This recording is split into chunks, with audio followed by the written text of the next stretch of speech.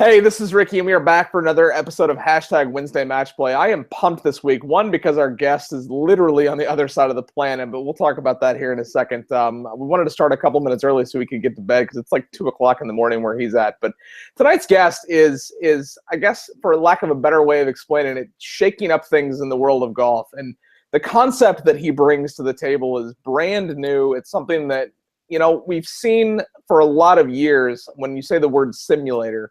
But then it takes it a step further. And, I can sit here and try to explain what I know about it. The concept is brand new. It was just released and just introduced at an industry show just in the last couple of weeks. And I wanted to bring Dave Shultz on to be able to talk about it. And Zeb Welborn, who you've seen pop up all over the golf community, he runs the weekly hashtag golf chat on Twitter and in the golf community, introduced me to Dave. And I'm excited to bring Dave onto the show. And versus me trying to explain this product, I'm going to let Dave from, and I don't even want to try to pronounce it because it's REALiTEE or REALiTEE.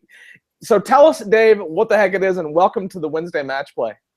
All right, thanks, Ricky. Hey, I had this crazy idea about a year ago that I could take a golf simulator, which I've been playing in for the last 15 years, and every time I get close to the green, I love it all the way up. I love hitting my driver. I love watching the ball fly. I love watching the environment chase up next to me. And then as soon as I get a 15-foot putt and hit it perfectly and watch it bounce off the back of the cup and then roll 30 feet down the hill, and then I try and make the putt coming back and I get a quadruple bogey, I got really annoyed. And so that was on my mind for the last 10 or 15 years. And I literally, like a year ago, just thought, wow, technology is at the point now. Why can't somebody create a game that uses the best of a golf simulator, which is hitting the long drives and the long, shots, and then when you get nearer the green, create this massive, awesome greenside experience that you can finish out your hole with. And so what I've done is I've for the last 9 or 10 months, I've been dreaming this up, and I've created a bunch of technology that makes a complete game out of using golf simulators for the best part of it and finishing the hole on a real live play environment, which is basically 40 yards and in. Everything is as it is in real golf. And so I've been studying real golf when I play, and I've realized about 60% of real golf is played inside 40 yards anyway. And so I've taken 60% of the game and I've maintained it legitimately, but I've redesigned it a little bit to allow enough people to participate and still be a commercially viable venue, but then sort of integrated the two and made a complete game out of it using a bunch of different technology. That is so cool. So one of the first things that comes to my mind immediately when I look at the pictures on the website, and I get excited about the concept because it does take the simulator play, the grip it and rip it mentality, and it takes it away from the simulator when you get to that inside of 40 yards. Is it going to be on real grass, or is it going to be, fake grass, or what's the experience going to be after I get to 40 yards and in? So when I first had the idea, I was adamant that it had to be turf because I'm a purist, man. And I thought, God, you got to have that feel of cutting through grass. But then I started studying it, and I'm a product development engineer. I work for General Electric, and this is what I've been doing. And I started studying what's going on in the industry, and I realized that artificial turf technology is actually advanced to the point where pros are putting both chipping and putting greens in their backyards, and they're using them to prepare for tournaments. So I said, if it's good enough for them, it's good enough for me. I got a bunch of other input. So it's going to be synthetic turf, but don't take that the wrong way. Synthetic turf has gone miles, leaps and bounds. It's been advanced, and it's as good as the real thing if the pros are using it to practice on. Well, I think that'll help you too in terms of cost and maintenance of it being, not real grass. You don't have to worry about cutting the grass and dealing with the agronomy side of things. So I think it's good that it's come that far that it allows you to utilize that technology in this concept. Yeah, well, and on top of that, just golf courses are under a lot of pressure to be more environmentally conscious. So this is a step forward in that regard as well. So besides being good enough, it actually sends the right message to the to the rest of the world that golf is taking environmental consciousness seriously. Absolutely. So Les Bailey, who is anybody that's familiar with the Friday foursome of last, is familiar with him. He's from Back Nine Media, and he has a couple of really good questions. And I know the difference, but I want to hear your side of it, because immediately the thing that comes to mind when thinking about these alternative ways of playing golf is Topgolf. So he wants to know, how is this different than Topgolf, and do you compare yourself or even put yourself in the same hands as a Topgolf? So Topgolf was actually part of my inspirational idea. I literally saw what was going on, and I love Topgolf. I mean, the social experience, the sports bar thing, the just being together with friends and hanging out is amazing. But I literally had the thought that, great, now everybody's going to be chasing Topgolf, and who's going to create a real golf experience that that golfers will appreciate? And I thought, wow, now it's going to be another 10 years, because all the corporate people are going to be chasing Topgolf to figure out how to catch up with them. And I thought, wow, why not just take the social concept they had, but put a real, genuine golf foundation underneath it? And I literally had this idea about using golf simulators and using live play and coupling them together somehow. And that was sort of my initial concept that I started building on. And now it's, what I'm doing is really a stroke for stroke equivalent of real golf, just using golf simulators to get down the fairway and shorten the field, making the venue small enough that you could create a real commercially viable experience and still maintain the awesomeness of real golf. So let's say I'm playing, insert golf course name here, and I'm on the first hole, and I have the experience with the actual chipping and putting, and then I get to the second hole.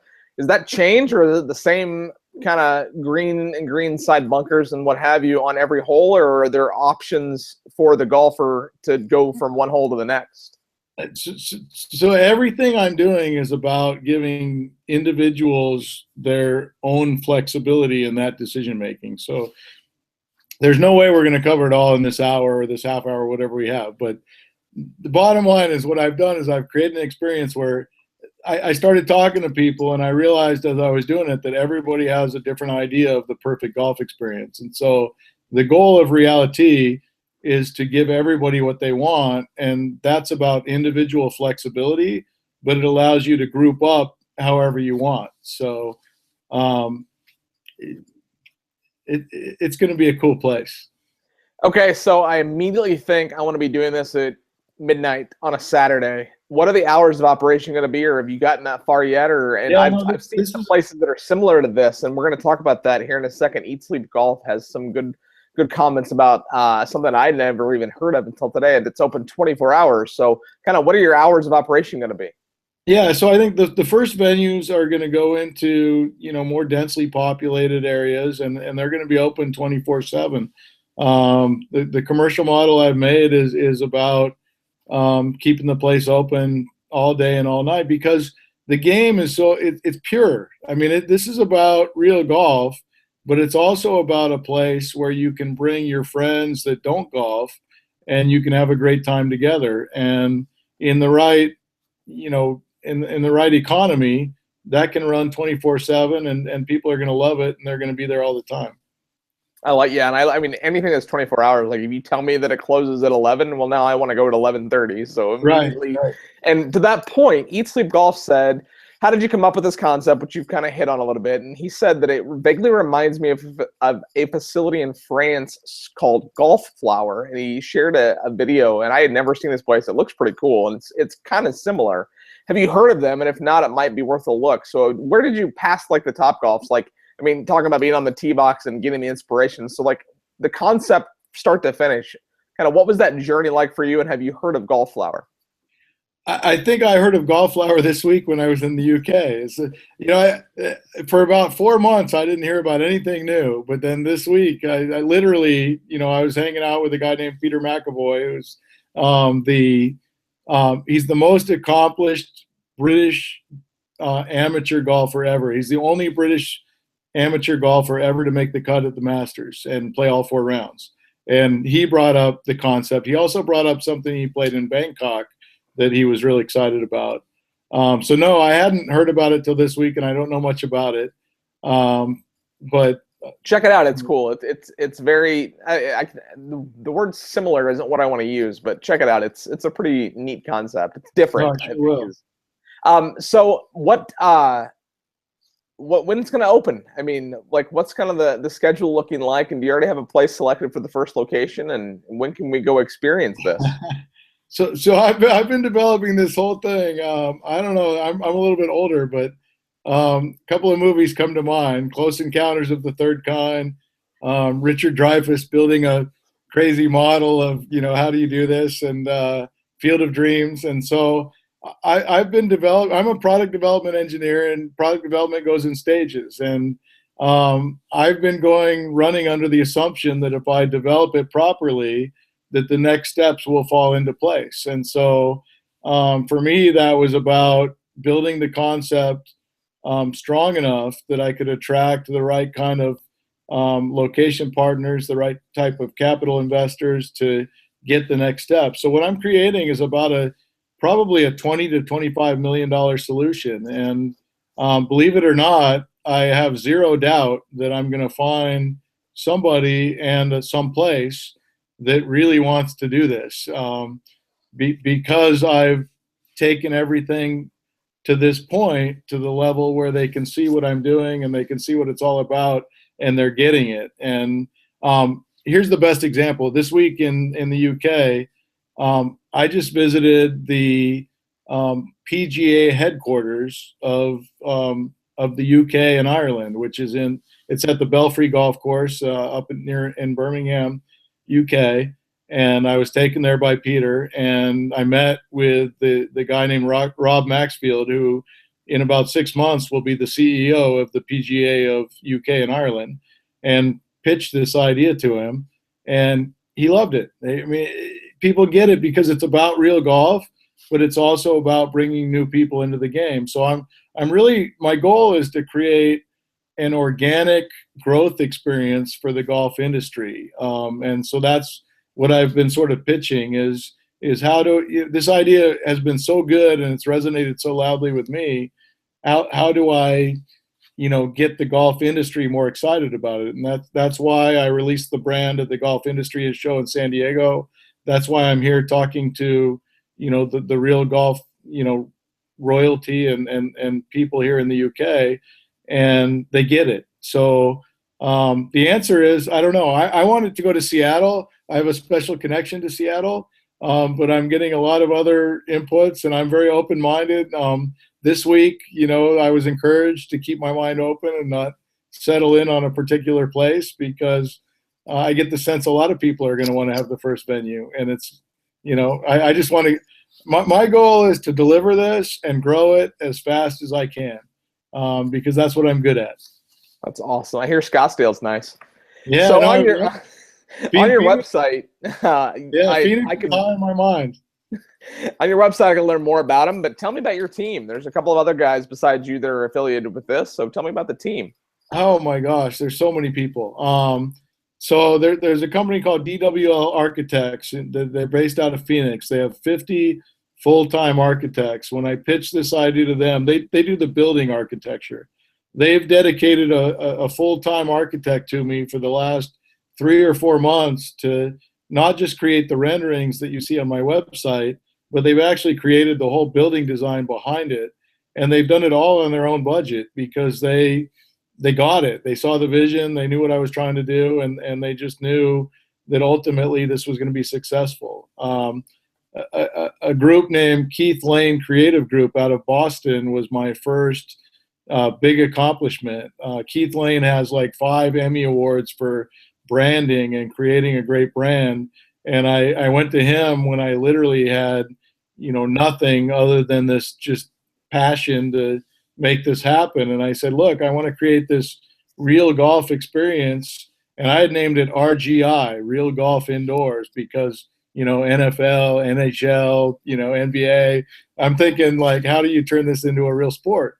And so I was pitching this they thought I was a little bit crazy, but they came up with this brand, REALiTEE. And when you look at the logo and you see the brand, you don't really see REALiTEE at first.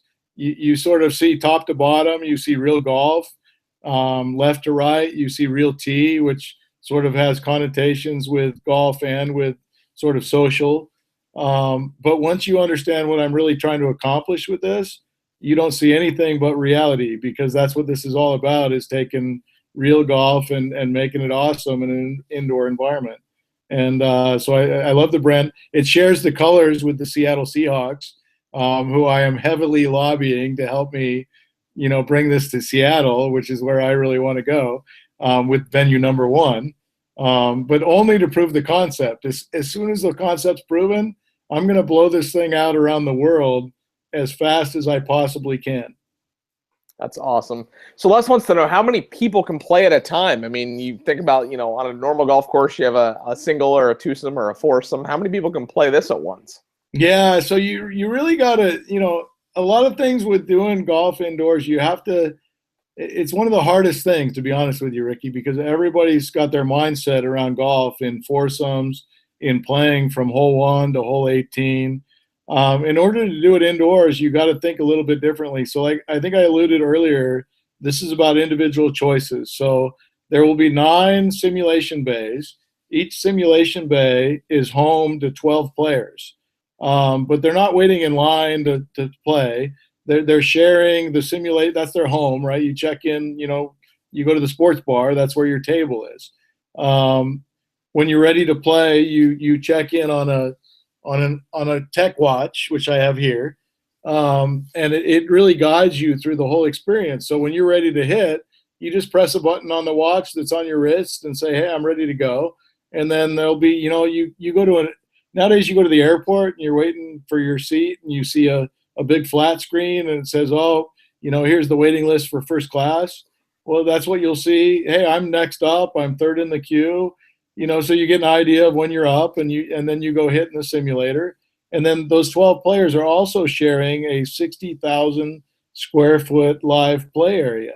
So half of them will be out there. You don't have to always play with the same people all the time. So in the simulator, you got your group of 12, but when you go play and finish your hole, your watch is going to tell you, "Hey, I've already played the front end of hole 1, hole 4, whatever." You can compare with your buddies. "Hey, what holes have you completed?" "Oh, well, go finish this hole." So we can go out together to the live play area and complete the hole together. And then next time you come back, you can go out with different people. So it's kind of, stirring, kind of breaking up the old school kind of mentality that you have to play with the same 4 people all through your whole experience. I like that. Yeah, that's a very different way of thinking. It becomes very social in that aspect. And the idea of social media and how all these social media networks are getting more niche in terms of how they deliver content to people and how you engage with people. That's kind of what this is. And I dig that concept. It's different, and I like that it's different and unique in that respect. So like it more when you play it. Say that again. You're gonna like it more when you play it. I know, you need to bring it to Phoenix. So Eat Golf said that it mentions on your website that you can play a partial round and resume your round on your next visit. So explain how that's like. I mean, I know like when I go to Topgolf, I get a card and then I can like swipe it. And I don't know even really, I haven't been to Topgolf enough to know really how the card works. But what's that experience going to be like at REALiTEE? Well, so, I've been a golfer. So I'm 51. I've loved golf since I was about 10. So I understand that golf is about completing an 18-hole experience and, notching your score. That's what we compare ourselves against, what you shoot. It's not 9 holes, it's not 4 holes, it's 18 holes. But because you don't have to play in series, like a 1, 2, 3, you can play, in whatever order you want, and your, technology can save your progress. This is about playing for a period of time, and however far you get, your progress is just going to be saved on that round until you come back the next time, and you just immediately resume wherever it was you left off, and you can play 30 minutes a day, an hour a day, and at the end, your goal is to complete an 18-hole experience, because that's really sort of a fundamental foundation of golf, in my opinion, and that's what you're after. But like I said, you don't have to do it all at once. You can do it in little bits and pieces. I like that. That's cool. So on your website, you talk a little bit about this, but it seems like there's a lot of things going on here. How are you guys giving back to the community, and what are you doing in regards to giving back? So, I mean, the biggest thing for me, so I joined the Navy when I was 17. I spent 6 years in the military, watching all the wars we've had the last few years, watching the wounded veterans come back, and reading, you know, as I've gotten into this over the last year, reading about how therapeutic golf is for veteran recovery. I've just gotten a little bit attached to that cause, and I see, you know, a more condensed space with less physical requirements of getting around a 125-acre golf course.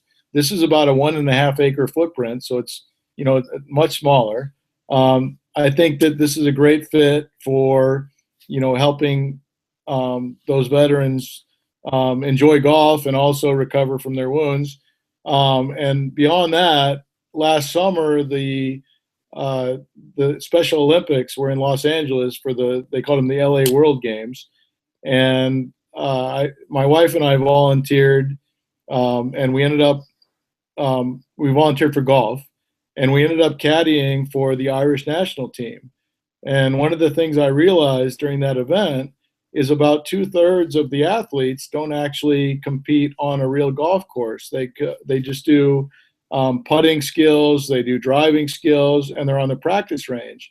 And when I was there, this was August, so, you know, wherever we are now, I was barely into this thing, but I had a really strong thought that, wow, you know, I could bring a lot more visibility to these athletes, which is, it's a life-changing experience if you see it. And I thought, wow, this venue I'm creating would actually get people to come watch, and it would give the athletes that aren't golfing on the golf course a place to compete, and it would just be a win-win. And so I have a really, really big connection to the Special Olympics. And one of the reasons I'm so intent on Seattle is the USA Games are going to be in Seattle in the summer of 2018. And that's, you know, a couple of years away, and it gives me time to find a venue and build it. And I would love to build an Olympic stadium of sorts for the Special Olympics. You know, they build all kinds of custom stadiums for the real Olympics, but when has anybody ever heard of building a Olympic stadium for the Special Olympics? And so I thought, you know, maybe I could use my business to shine a light on their cause and also, you know, launch what I'm doing. That's really cool. So Topgolf, they have PGA pros that give lessons and teach, and I actually at the one here in Phoenix, I know the guy personally who's kind of in charge of their golf. He's going to be on an episode of the Hashtag Wednesday Match Play coming up, so be on the lookout for that. But any plans on having instruction as a part of this and having PGA pros on staff? Yeah, the venue is actually designed with 3 extra hitting bays in the simulator just for instruction.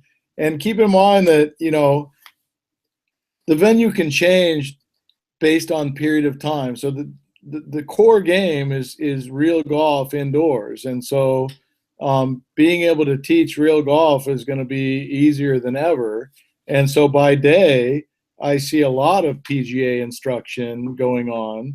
You know, at night is where you need to make your revenues, and you need to have a little more of a, so think about bowling. You know, they have the cosmic bowling and they do different things to bring a crowd in. That's a little bit what will happen at night for this venue. So I've got all kinds of sort of special technology lined up to make it, you know, more exciting in the evening.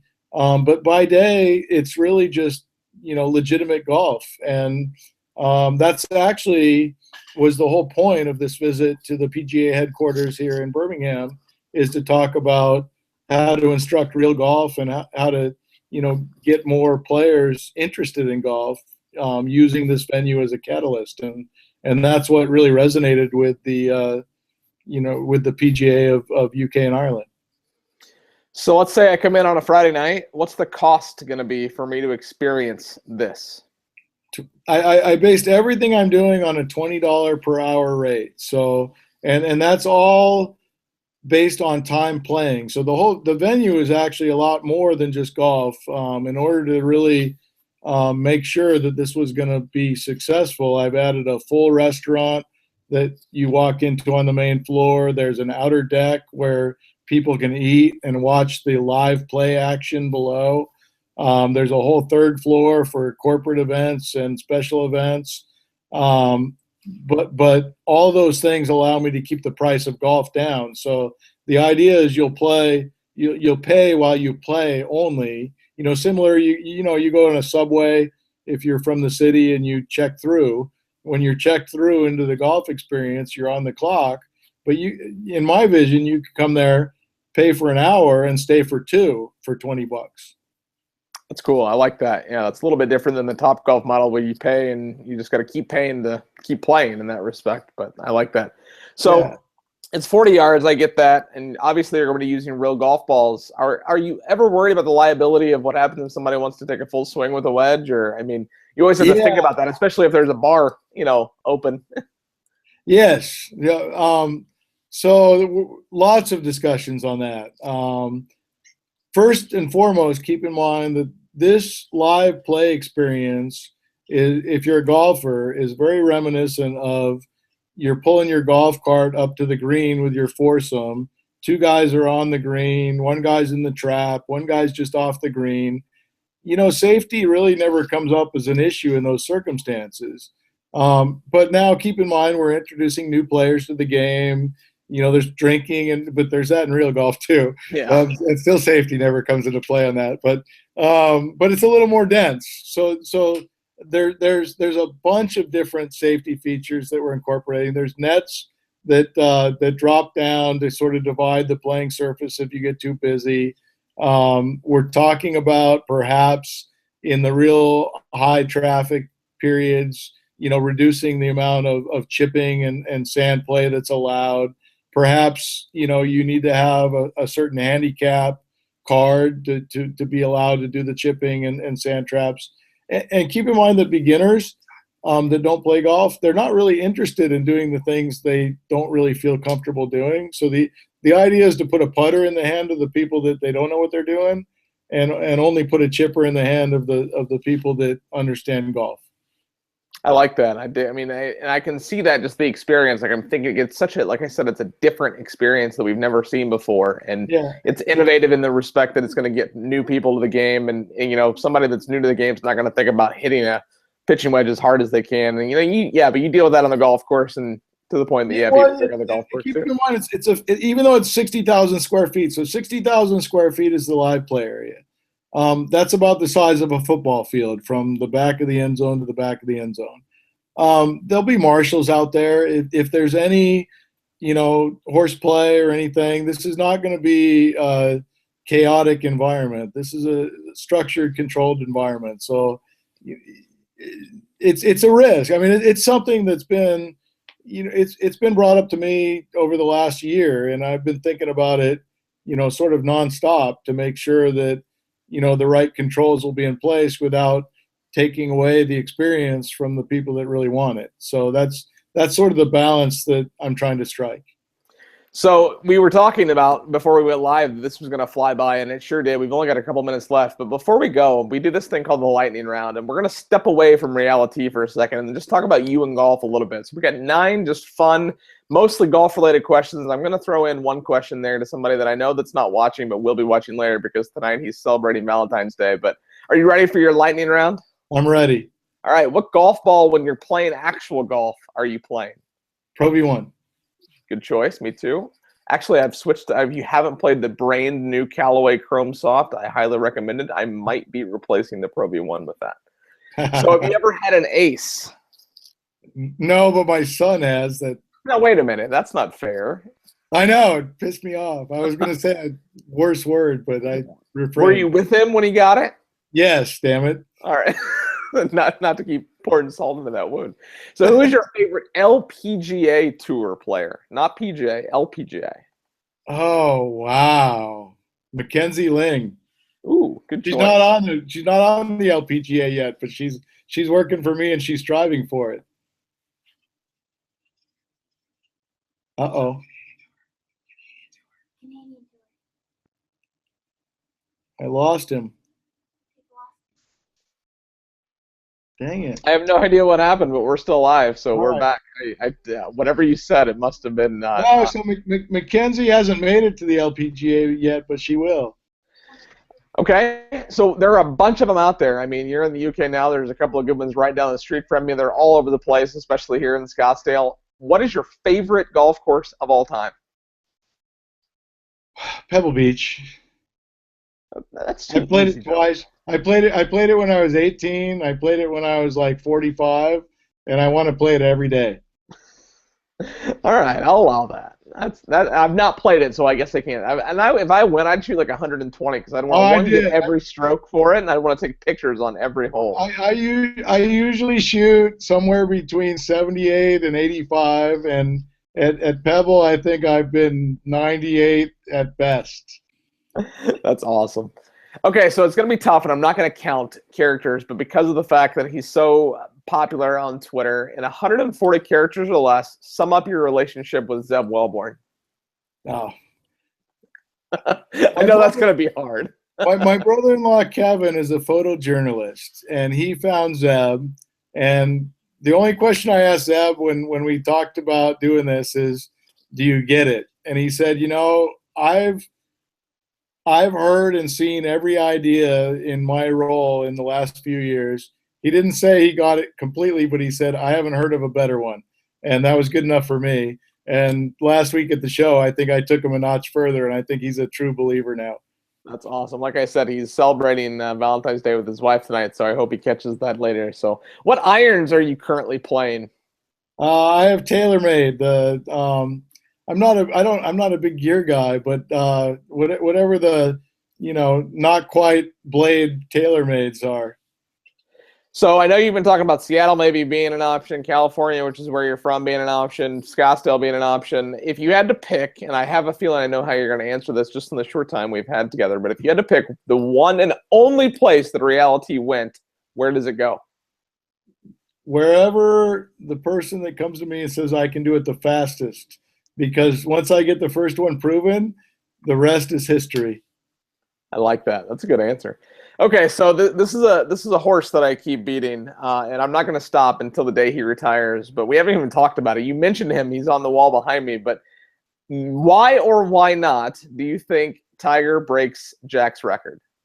I have a lot of bets on this. I have been an adamant Tiger fan forever, and I believe that he would break that record. I'm starting to lose my faith, but I think injuries may play a role in his ultimate inability to get it done. All right, that might be, and I feel like I say this time and time again, one of the better answers. I believe that. All right, I'll allow that. And your final question of your hashtag Wednesday match play, and I know that you're just getting started and you haven't even really started yet in terms of being open for business, but what's next? Like, what do you see in the next 12 months for REALiTEE? A lot of great stuff. I mean, here, last story. In the course of 3 days, so Warren Moon and a guy named David Meltzer own a sports marketing company called Sports One Marketing. I met a rep from theirs. The next day, I was on the phone with their CEO, David Meltzer. The next day, I was in their office pitching my idea. They sent one of their reps to the San Diego Golf Show and spent an hour and a half with me. And when I get back to the States tomorrow, I have a 10 a.m. meeting morning with them. They rep NFL player, big NFL player money. And I think, honestly, I think they're in the best position to help me get the capital that I need to take this to the next step. And I think they're energized to help me do it. That's awesome. Well, hey, Dave, thanks so much for coming on. This is a great concept. I'll make sure that anything that happens, any news, because Zeb's really active in the community as well, and I encourage you to get in there and get active. I'll make sure that it gets shared because it's something that I want to see from start to finish. I want to see where this goes and where it grows, and I look forward to visiting one of these one day. And I know that it's super late where you are, so get to bed. And as always on the hashtag Wednesday match play is whenever you think about it, all you have to do is eat, sleep, golf.